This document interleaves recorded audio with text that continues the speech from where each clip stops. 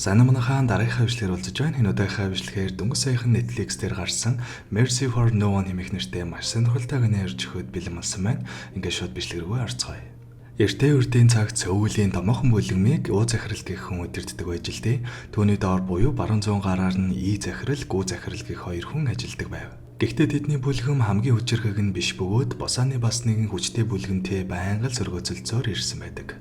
Тэгээ яг цаг хугацааны ирэхээр хин нэмбэ гэдгээ үзэх дээрээ тулаад манай Уу захирлын бүлгэм яг ялагддгийн даваан дээр И захирлын доор ажилладаг Гижүн гэх нэртэй манай голдор гарч ирээд нөгөө бусааны бүлгмийг чинь бараг л ганцаараа бүгдийг нь хүс тэмтэрснээр эцэст нь Уу захирлын бүлгэм дийлдэшгүй өчтэй болсон байдаг. Мэдээж энэ үйл явдлын ачаар Уу захирал хоёр туслахтаа бүрэн итгэж улмаар бүлгэм дотор дараагийн залгамжлагчаар тэр хоёрын аль нэгийг сонгож магадгүй гэсэн цаораа гарч эхэлдэг. Гэхдээ энэ цаораа нь явсаар байгаа Уу захирлын хүүгийн чихэнд хүрэх бөгөөд мэдээж өөрийгөө дараагийн удирдагч гэж бодож байтал тэр байр сууриа гадны хүмүүст алдаж магадгүй болсон нь нэлийн уурыг нь хүргэснээр И захирал, Гүү захирал хоёрыг замаасаа зайлуулахаар шийддэг.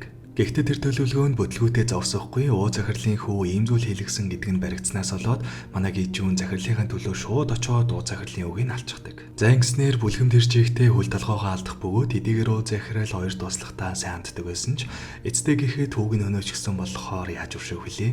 Бүх хүмүүсээ явуулж И захирал, Гүү захирал хоёрыг барьж ирээд алхахаар шийддэг. Хоёр туслахаа барьж авч ирээд яг алах гэж байхад манай Гижүүн захирлынхаа төлөө Уу захирлын бүх хүмүүстэй үзэлцэж дийлснээр ингээд Уу захирлын ирэн үе дуусаж эцэст нь бүлгмийн бүх эрх мэдлийг И захирал болон Гүү захирал хоёр өөрсдийн болгодог. За захирал бүлгэм энтергээ жоохон ойлгомжгүй ярьсан байж магадгүй товчхон энгийгээр хэлэх юм бол Сөүлийн томоохон мафийн бүлгмийг Уу захирал гэж хүн удирддаг байсан бөгөөд түүний доор И захирал, Гүү захирал гэж хоёр хүн байдаг байсан. Гэхдээ Уу захирлын хүүгээс нь олж дотоод хагарал үүсэх бөгөөд эцэст нь хоёр туслах нь Уу захирлыг унгааж бүх эрх мэдлийг өөрсдийн болгосон. Харин манай Гижүүний хувьд бол хамгийн том босс болох Уу захирлын хүн гэхээсээ илүү түүний туслах И захирлын хүн болохоор дотоод хагаралын үед мэдээж И захирлынхаа талд орж Уу захирлын бүх хүмүүсийг дийлээд өөрийнхөө захиралдаа бүх эрх мэдлийг авч өгсөн гэсэн үг. Эдгээр Гижүүний ачаар Уу захирлыг унгааж бүлгмийг гартаа оруулсан ч гэсэн энэ бүхэн эхлэх болсон шалтгаан нь манай Гижүүн Уу захирлын хүүгийн алснаас болсон болохоор түүнд шийтгэл болон шагналыг зэрэг өгөхөөр шийддэг. Тэрний үг ихлээр Уу захирлын хүүг дурмидаа алж бүх хүмүүсийг аюулд оруулсныхын төлөө хөлнийхэн шүрмсийг таслаад бүлгмээс өдөг. Уг нь бол ингэж дураараа үйлдэл хийсэн бол шууд алуулах ёстой байсан ч эцтэй гэхэд бүх эрх мэдлийг авч өгсөн баатар болохоор амийг нь өрчөөгөөд бүлгмээс гаргасан байдаг. За энэ бол 11 жилийн өмнө болсон хүн болгоны мэдэж байгаа түүх. Гэхдээ яг жинхэнэ болсон зүйл нь гэвэл Уу захирлын хүүг алж энэ бүхнийг эхлүүлсэн хүн нь яг үндэ манай Гижүүн биш түүний төрсөндөө болох Гисог байсан юм байна лээ. Яг нь тэр үед Гисог ахыгаа дагаж бүлгэмд ороод удаагүй залуугаар байсан болохоор сайн бодолгүй өөрөө дур мэдээд Уу захирлын хүүг алснаар энэ бүхэн эхэлсэн байдаг. Гэхдээ Гижүүн биш Гисог энэ бүхнийг эхлүүлсэн гэдгийг мэдэгдвэл ямар ч өршөөлгүй шууд алуулах нь тодорхой байсан болохоор манай Гижүүнд үгийнхээ төлөө бүх хариуцлагыг хүрээд бүлгэмээс гарахтаа үг Гисогоо И захирал даатгаад үгдөөгүй бүлгэмээс гарсан байдаг. За энэ түүх бол одоогоос 11 жилийн өмнөх түүх бөгөөд одоо цагт бол И захирал, Гүү захирал хоёр нэг нэгэнтэйгээ авалалгүй эвтэй найртай тус тустай үйл ажиллагаагаа явуулж байгаа. Уг нь бол ямар ч асуудалгүй бүх зүйл сайхан явж байсан ч Гүү захирлын тэнэг үгээс олж дахин нэг шин түүх эхэлдэг. Гүү захирлын хувьд бол хүүдээ саанддаг тэмдэг өв залгамжлагчаараа хүүгээ аль эдийн сонгочихсон бүлгмийн үйл ажиллагаанд оролцуулаад явж байгаа. Гэтэл харамсалтай нөгөө хүүнгээж бүтэлгүй дураараа нэг тэнэг дуугаар байнга л асуудал тарьж явдаг. Тэгээ яг энэ удаа нөгөө хүүн өөртөө сөргөцөлдөөд байсан бүлгмийнхаа нэг хүнийг гадаадаас хоёр алуурч авч ирээд алуулчихсан байдаг. Мэдээж удалгүй энэ бүхнийг Гүү захирал мэдэх бөгөөд дөрсөн хүүн бүлгэм дотор нь асуудал тарьчихсан болохоор өөрөө оролцох нь жоохон зөв бус гэж үзээд И захиралтай уулзаж тусламж үздэг. Миний өөрийн төрсөн хүн ийм асуудал тарьчихсан болохоор би өөрөө оролцож болохгүй байна. Тиймээс чи миний өмнөөс очоод нэг хэдрүүлэлгүй сургаад өгөх юм бол хариуд нь би чиний нэг ажлыг чинь бүтээж өгье гэж хэлдэг. И захирал жоохон бодож байгаад ажлаа бүтээлгэх нь чухал байсан болохоор саналыг нь зөвшөөрөөд Гүү захирлын хүүг сургах ажилд Гисог буюу манай Гижүүний дүүгээ болохоор алдаг. За И захирлын хувьд уг нэг хүүтэй идэж тэр нь ерөөсөө бүлгмийнх нь ажилд оролцдоггүй харин ч бүр эсрэгээрээ прокурор юм байна лээ. Оронд нь манай Гижүүний дүү Гисог одоо цагт бол И захирлын хамгийн ихтгэлтэй хүн болсон бөгөөд ер нь бол Гисогийг дараагийн удирдагчаараа сонгохоор шийдчихсэн байдаг. Гэхдээ манай Гисогийн хувьд болохоор энэ бүлгмийн ажлаас аль хэдийн залгаад эхэлчихсэн. Ер нь бол гарах гэж байгаа талаараа И захиралд хэд хэдэн удаа хэлсэн ч И захирлын хувьд өөр итгэх хүн үнэхээр байхгүй болохоор манай Гисогийг ятгаад л байлгаад байгаа юм байна лээ. За тэгээ манай Гисог уг нь бол дотроо айл эдийн ажлаа болоод тайван амьдрахаар шийдчихсэн байгаа ч энэ удаа ямартай жи захирлын үгэнд ороод гүү захирлын хүүтэй уулзгаар алдаг. За манай Гисог бол бүр зүгээр байгаа л цаанаасаа үнэхээр гүл дээр байсан. Явж ороод л хүмүүсийнх нь хажууд аав шиг загинж байгаад энэ хүмүүсээ 3 хоногийн дотор явуул гэж хатуухан шиг хэлж алганы амд амсуулчаад гараад явдаг. За тэгээд тэр өдрөө Гисог маань удаан хугацааны дараа ах дээрээ ирж уулзах бөгөөд бүлгмээс гарах гэж байгаа талаараа л хэлэх гэж байсан юм шиг байна лээ. Гэхдээ тэгээд эцэст нь хэлж чадлагүй зүгээр л уулзчаад буцдаг. Оройн гэртээ ирчгээд байж байтал гинтэл баахан дахаа бацаанууд гарч ирээд манай Гисогийг учир зүггүй л алах гэж дайрдаг. Гэхдээ юугээл нэг хитэн бацаанд манай Гисог алуулж явах уу нөгөө хэд нь бүр хурууныхан ч жилээ гаргаж чаддаггүй. За тэгээд угаасаа хүүхдүүд байсан болохоор миний дүүнэр асуудал үүсгэлгүй зүгээр ингээд явцгаа гэж хэлчихээд явж байтал нэг нь араас нь гитэж байгаад манай оны хутгалчихдаг. Ингэснээр харамсалтай ч гэсэн манай Гисог өөдөлхва дүүгийнхээ талаар сонссон гэж жүн шууд боцож урж ирдэг. Мэдээж хэрэг зүгээр л нэг хитэн дахаа хүүхдүүдтэй муудалцаад ямар ч шалтгаангүй ингээд алуулчихсан гэдэгт гижүүн маань итгэхгүй байгаа учраас шууд ий захирал болон гүү захирал хоёр дээр өөрөө хурж ирээд асуудаг. Хоёр захиралч мэдих зүйл байхгүй гэж хэлснээр манай гижүүн дүүгийнхээ өхлийн шалтгааныг өөрөө олж мэдхээр шийддэг. За тэгээ шууд цагдаагийн газар очиж нөгөө утгалсан хүүхэдтэй нь уулзсан ч нөгөөх нь юу ч хэлэхгүй гөрөөж байснаа санамсаргүй нэг дүүтэй гэдгээ мэдэгдчихдэг. Ингэснээр манай хүн дүүг нь хайж болоод дүүгээр нь дарамтлж аваад хэд үг нь гаж чаддаг. За юу болсон гэсэн чинь энэ мэтийн танхаажуудын ашигладаг нэг аппликейшн байдаг бөгөөд тэнд нь үе аллах, сүрдүүлэг гэх мэтийн болж бүтэхгүй ажлууд орж ирдэг юм байна лээ. Тэгээ энэ удаа Гисогийг алах ажил тэр аппликейшн дээр нь орж ирсэн бөгөөд энэ хүүхэд тэр ажлыг нь хэдэн найзуудтайгаа хийсэн гэдэг нь үнэн ч хэнд алгасан бас хэнийг алж байгаагаа ч мэдэхгүй л хийсэн болж таардаг. Гэхдээ тэр аппликейшны зүгээс энэ хүүхдэд нэг өмгөөлөгч гаргаж өгсөн бөгөөд тэр хүний мэдээллийг нь манай гижүүнд өгснөөр уулзаж чаддаг. Ер нь бол баян хүмүүсийн хийсэн гэмт хэргийг өөр мөнгө хэрэгтэй байгаа хүүхдүүдэд өрүүлээд тааж өгдөг. Эсвэл энэ мэтийн бохир зүйлсийг тиймэрхүү хүүхдүүдээр хийлэгдэх хурган сүлжээ маягийн газар гэдгийг өмгөөлөгчөөс нь олж мэдээд шууд тэр газрынхан захиралтай нь очиж уулзгаар болдог. За тэгээ яваад очисон чинь манай гижүүнтэй өмнө нь бүлгэмд цуг ажилдаг байсан хүн байх бөгөөд одоо бол бүлгмээсээ гарчихсан нөгөө хоёр бүлгмийн даалгасан бохир ажлыг нь зохицуулдаг, нэг ёсондоо цэвэрлэгээний газар ажиллаулдаг гар байдаг. За энэ гарыг угаасаа цэвэрлэгээ гэдэг болохоор цэвэрлэгч гэдээ удаа явчих. За тэгээ манай гижүүнтэй өмнө нь хамт ажилладаг байсан ямар амар хүн гэдгийг нь угаасаа мэдж байгаа болохоор айсандаа шууд л бүх хүн нээлжигдэг. За тэгсэн чинь нөгөө гүү захирлын хүний ажлыг даалгасан бөгөөд тэр өдөр компанийн ажилчдын өмнө зодуулж доромжлуулсан давуур нүрээд Гисогийг алуулах захиалга өгсөн болж таардаг. Харин хооронд ий захирлж гисэн гүү захирлын хүү энэ бүгдийг хийсэн гэдгийг нь мэдчихсэн байх ба шууд гүү захирлыг дуудаж болцдог. Мэдээж хэрэг ий захирлын хүн болох Гисогийг гүү захирлын хүү нь алчихсан болохоор хариуцлага нэхэж дүрмийн дагуу хүүхч нь алхаас өөр арга байхгүй гэж хэлдэг.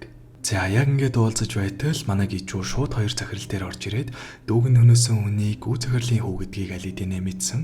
Тиймээс дүрмийн дагуу би өөрөө шийтгэн харин та хоёр үнэхээр л энэ хэрэгт хамааралгүй юм бол юу ч хийлгүй зүгээр сууж байгаарай гэж хэлчихэд яваад өгдөг. Ер нь бол гүү захирал тандаад би хүүхч нь өөрийнхөө гараараа л харин надад битгий саад толоорой л гэж хэлж байгаа. Угаасаа хоёр бүлгмийн хооронд хэн нэгэн төрүүлж дайрсан бол заавал хариуцлага хүлээнэ гэсэн дүрмтэй болохоор ий захирлын хувьд бол гижүүний талд байх нь тодорхой. Гэхдээ гижүүнийг явсны дараа гүү захирал ий захирал тандаж өөрийн босгосон компани буюу бүх зүйлээ өгье. Оронд нь намайг гижүүнээс хүүгээ хамгаалахад туслаач гэж гуйснаар ий захирал юу ч хийлгүй чимээгүй байхыг зөвшөөрдөг. Үүний дараагаар гижүүн маань хуучин бүлгэм тамд байдаг байсан ч одоо бүлгэмээс гарчихсан дотны ах дээрээ өмнө хэргэлдэг байсан цогоор авахар очтол удахгүй засч байгаа чамайг дуудъя гэд оронд нь хөлөнд нь өмсч болохоор хамгаалдаг үд явуулдаг. Ер нь бол манай гижүүн ганцаараа л бүгдийг зохицуулах бодолтой байсан ч Гисогийн туслагт ч гэсэн гомдолтойгоо болохоор манай гижүүнд туслая гэд өрөөд ирдэг. Ингэснээр Гисогийн туслах нөгөө аппликейшны хүмүүстэй очиж уулзаад хот даяар гүү захирлын үг хайлгасаар аваад эцэст нь байршлыг нь олоод гижүүнд хэлж өгдөг.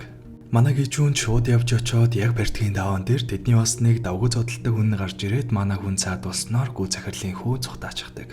Нөгөө дажгүй зодтолтой гар манай гижүүн рүү гиндүүлж дайрсан толдаал цаг ожиж чадсан ч дараа нь бол тэгээд юу ч бололгүй дорхноо ялагддаг л да. Харин энэ хооронд гүү захирал хүүгээ гижүүнээс хамгаалахын тулд өөрийнхөө нуувчинд хүчээр аваачаад орчихдаг. Манай гижүүн ч яах вэ нөгөө сурсан зангаараа цэвэрлэгч дээр очоод гүү захирлын хүүг нэг хоногийн дотор олоорой гэж дарамталдаг. Үүний дараагаар одоо гүү захирлын доор ажиллаж байгаа ч өмнө нь манай гижүүнтэй хамт ий захирлын доор ажилладаг байсан дүүн гинт манай гижүүнийг дуудаж уулзаад гүү захирлын хүүгийнх нь байршлыг өгдөг. Манай хүн шүүж бодолгүй шууд нөгөө газар руу нь яваад очтол нөгөө дүү нь худлаа хэлчихсэн байх ба гүү захирлын хүүтэй нь хуйлдаад ихэнд гардаг нөгөө хоёр алуурч нараа манай хүнийг алуулахын тулд өргөтөөд энэ хоёр дээр авчирсан болж таардаг. Гэхдээ манай гижүүн ер нь бол Солонгос Джон Уик гэсэн үг юм байна лээ л дээ. Бүр үнэхээр алдаатай хүчтэй юм болохоор нөгөө хоёрыг ядахмиггүй л цааш нь харуулчихдаг. Ер нь бол би зодооны хэсгийг ярихдаа тэр тэгж зохиод тэгсэн чинь нөгөөх нь тэгж унаад энэ төр гэж одоо ярилтай нь ш. Зүгээр л хин дийлсэн, хин ялагдсан гэдгийг давчхан хэлээд л явж байгаа шүү. За ингээд гүү захирлын хүүгийн төлөвлөгөөнд орсноор эцсийн арга ашиглахаар шийддэг. Тэр нь болохоор дулааны спортоор хичээллээд авраг энэ төр авч байсан нэлийн эвгүй гар бах бөгөөд түүнийг их хэмжээний мөнгөөр хөсөлж аваад манай гижүүнийг алуулахар болдог. Тэгэнгүүтээ шууд нөгөө дулаанчаар өөрийнхөө байгаа газраас авахуулаад өөрөө гижүүнийг олохор шийдэх бөгөөд яг хаанаагааг нь мэдэхгүй байсан болохоор өмнө нь уулзаж байсан нөгөө сайх дээр нэрээд амьхандаа сүрдүүлээд мэдээлэл авах гэсэн ч нөгөөх нь өгөхгүй байсан болохоор шууд урандаа зодоод алчихдаг. Тэгээд зогсоохгүй нөгөө өөрийнх нь төлөө гижүүнээс урвсан туслахын хүртэл урандаа алчихдаг бөгөөд ингэснээр ер нь бол манай гижүүний сүүлчийн хоёр дотны үнийг нь хүртэл алчихсан гэсэн үг. Үүнийхээ дараагаар нөгөө ахынх нь утсаар гижүүнтэй яриад өөрийнхөө нуувчны байршлыг өгөөд шууд түрээд ирээ гэж хэлдэг. Манай гижүүн жахтаа санаа зовоод иртэл харамсалтай нь алидины хожимдсан байх бөгөөд өмнө хэрэгэлдэг байсан цохиураа аваад шууд гүү захирлын хүүгийн байршил руу нь хөдөлдөг. Яваад очтол баахан данхаачуу цоглуулчихсан хүлээж байх ба манай гижүүний уур бүр дээд зэгтээ үрчгсэн болохоор ёстой жинхэнэ хядлах шиг л юм болдог.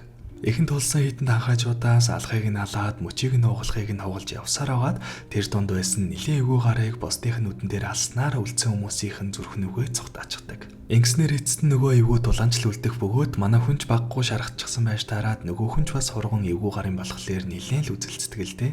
Гэхдээ тэгэл угаасаа ойлгомжтой эцэст нь манай гижүүний ялтаар дуусдаг. За харин одоо бол гүү захирлын хүү ганцаархнаа үлдсэн буюу түүнийг хамгаалах хэн ч байхгүй болсон болохоор манай гижүүн яг л хорхоо алж байгаа юм шиг алаад түүнийг дуусгадаг. Энэ хооронд өвгөн гүү захирал гисогийн хэргийг судалсаар аваад яг үнэндээ гисо гүүгийнх нь явуулсан хідэн бацаануудад биш шаал өөр хүнд алагдсан буюу нэлийн холоос шидсэн жолоо гэдгийг мэдэж чаддаг. Угаасаа манай гисог тийм кул юм байж өгөөдөл нэг тийм годомжны бацаануудад алагдахав дээ. Нэг хүүхдэд нь араасаа утгалуулсан ч юу ч болоогүй юм шиг алгадаж хөөж явуулж хаад байж байтал араас нь бүр мэрэгжлийн гимээр чадварлаг алуурчин гарч ирээд нэлийн үзэлцэж байгаад эцэст нь манай гисог утгалуулчихсан байсан болохоор яалтчгүй дийлдээд ялагдсан болж таардаг. Энэ бүхнийг мэдсэн гүү захирал гижүүнрөө залгаад хэлсэн ч харамсалтай нь аль эдийн хожимдсан байдаг. За тэгээ гижүүн маань бүхнийг дуусгачаад явж байтал гинт нэг машин гарч ирээд манай хүнийг гүүрэн дээрээс машинтай мөргөд унгаачихдаг. Тэр хүн нь болохоор манай гисогийг алсан алуурчин байх ба гүүрнээс унгасныхаа гижүүнийг алчглаа гэж бодоод захиалагчтай алчсан гэж хэлчихдэг. Яг нь ер нь бол үхэхээр л байсан л да. Гэхдээ гисогийн дүү назар амжиж ирээд манай хүнийг авардаг. Ингэснээр гүү захирал гижүүнийг алж хүүгийнхээ өшөөг авч чадсан гэж боддог.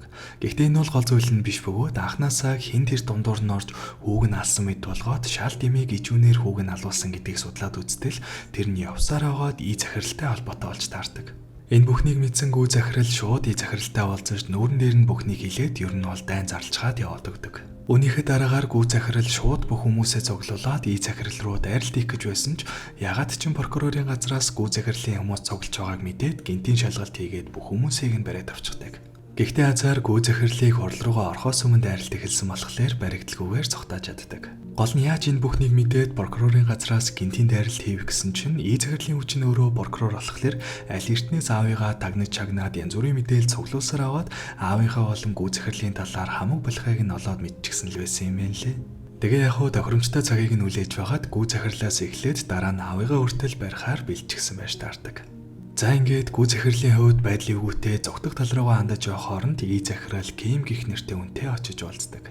За энэ Ким гэдэг хүн цагдаа бөгөөд манай гүү захирал болон ий захирал хоёрын хамаг хэргийг нь цагдаагийн дотроос зохицуулж өгөөд оронд нь мөнгө авдаг ерөөхдөө бол манай хоёрын нууц мэдээлэгч. Гэхдээ энэ удаа ий захирал Ким цагдаатай уулзсан нь мэдээлэл авах гэж биш яагаад гисогийг алсан талаар нь асуух гэж уулзсан байдаг. За гүү захирлын хувьд аллагын захиалга өгсөн компани дансыг нь хөөж явсаар хагаад эцэстээ тэр нь ий захирлын нууц компани данс гэдгийг олж мэдснээр ер нь бол ий захирлыг энэ бүхнийг хийсэн гэж бодсон байдаг.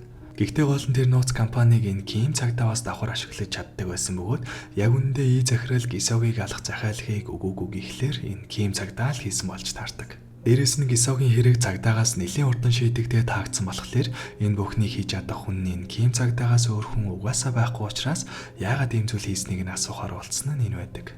Гэтэл Ким цагдаа яг надтай адилхан ийм зүйлийг хийж чадах хүн прокурорын газар ч гэсэн нэг байгаа шүү дээ. Яагаад хүүгээ биш намайг сэжиглэж байгаа гэж асуудаг. Тэгээ ер нь бол би биш танаа хүү чи энэ бүхнийг хийсэн л гэж хэлдэг.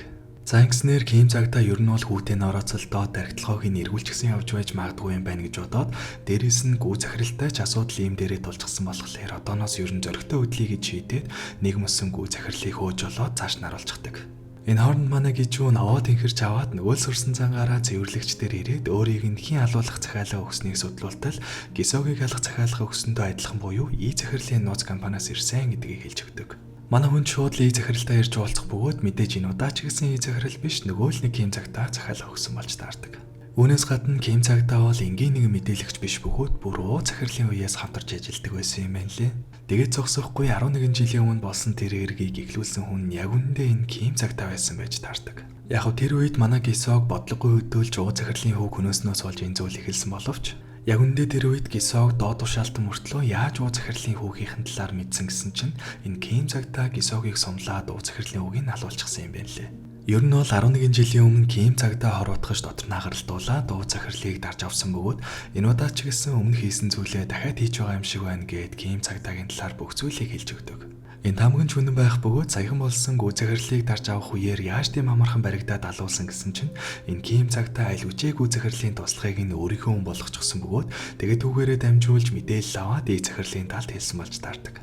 Ингээд зогсоохгүй бүр И захирлын туслахтай дээрээс нь нөгөө прокурор хүүтийн хүртэл аль эдийн хамтарчихсан байдаг.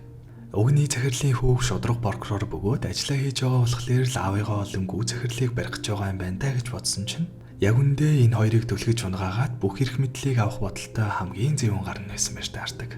Бас дээрээс нь энэ Ким цагдаа прокурор хүүгийнхэн толгойг эргүүлсэн юм биш. Яг үндэ энэ хүү нь өөрөө Ким цагдааг олж олзаад бүх төлөвлөгөөгөө гаргаад Ким цагдаа гүйцэтгэсэн байдаг. Гэхдээ ягаад зүгээр аавынхаа ажилд ороод түүний дор ажиллаж байгаад л дараагийн өдөртөгч болцоогүй юм бол гэсэн чинь И захирал анханасаа хүүгийн юм зүйлд оролцуулахгүй гэсэн бодолтой хүн байсан юм байна лээ. Гэтэл хүү нь уг нь бол дотроо яг аав шиг энэ замаар явах хүсэлтэй байсан ч аав нь эсэргүүцээд байсан болохоор аргагүй эрхэн прокурор болсон байдаг.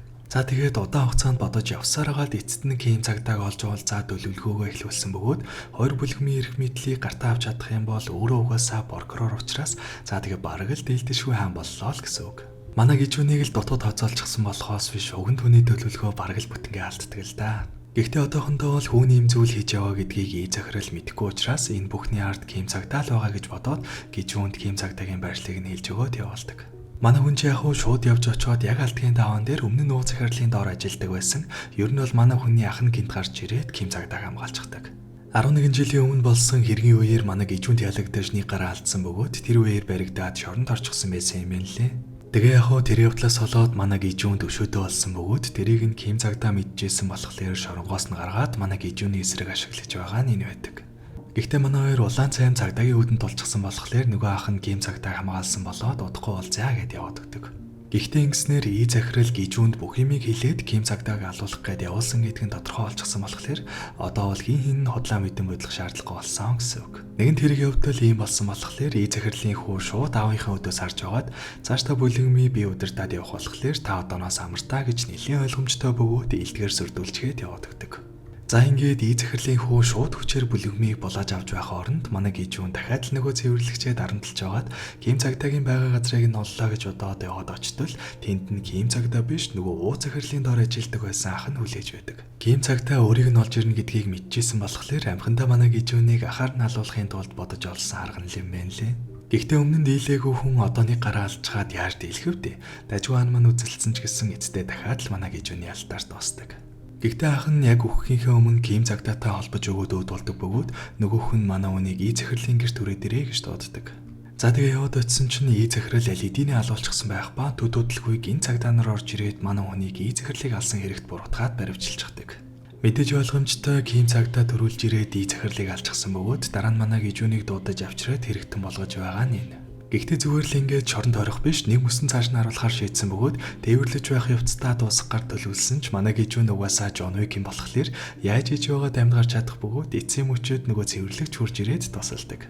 Тэн яаж энэ цэвэрлэгч мэдээд хурж ирж тусалсан гэсэн чинь Ким Цагдаагийн цэвэрлэгчид гижүүнийг алсны дараах цэвэрлэгээний ажлыг даатгсан бөгөөд харамсалтай нь манай гижүүн цэвэрлэгч хоёр чинь бараг л андууд олчихсан гэдгийг мэдээгүй юм байна лээ. За тэгээ цэвэрлэгч маань сүүлийн үед нэлээд олон аюултай ажлуудтай орооцолчихсон болохоор төртөө гадагшаа гарч нуугдах гэж байгаагаа хэлдэг. Тэгээ явхаас өмнө сүүлчийн удаагээд манай хүнд Ким Цагдааг хаанаас олж олох талаар хийж өгчөөд яваад өгдөг. Гэхдээ харамсалтай нь эцэстээ гэхээ зүгтааж чадлагүй туслахтаа алуулаад өгчдгэлтэй. Мэдээж энэ нь эзэхэрлийн үгийн даалгавар бөгөөд прокурор маань юу ч үлдээлгүй бүгдийг нь дуусгаар шийдчихсэн байдаг. Үүнээс гадна аавыг нь гижүүн биш Ким Цагдаа алсан гэдгийг хүртэл мэдчихсэн бөгөөд Ким Цагдаад бүлэгмийн бүх нууц мэдээлэл байгаа болохоор ааваараа шалтгаглаж байгаад Ким Цагдаагч гэсэн арчиж хаяхаар төлөвлөдөг. Мэдээж маань хүн өөрөө прокурор учраас Ким Цагдаагийн ч гэсэн бохир мэдээллийг нь аль эдийн цуглуулчихсан бөгөөд шууд гинтийн шалгалт явуулаад барих гэсэн ч Ким Цагдаа азар баригдалгүй зогтоож чаддаг. Гэхдээ прокурорын гараас мултарч чадсан ч харамсалтай нь тэрнээс илүү аюул араас нь ирж байгааг даанч мэддэггүй л дээ. Манай гижүүн чинь хоорон цэвэрлэгчээс авсан мэдээллийнхээ дагуу Ким Цагдаагийн хүмүүсийг дагсаар аваад олоод ирэх бөгөөд замд нь прокурорын тавьсан хүн буюу манай Гисогийг алсан алуурчин гижүүнийг зогсоохоор гараад ирдэг. Яг нь мэрэгчлийн алуурчин гэсэндээ бас хурган үзэлсэн ч эцэст нь дийлдэж манай Гисогийг яаж алсан шиг халуулаад дуусдаг.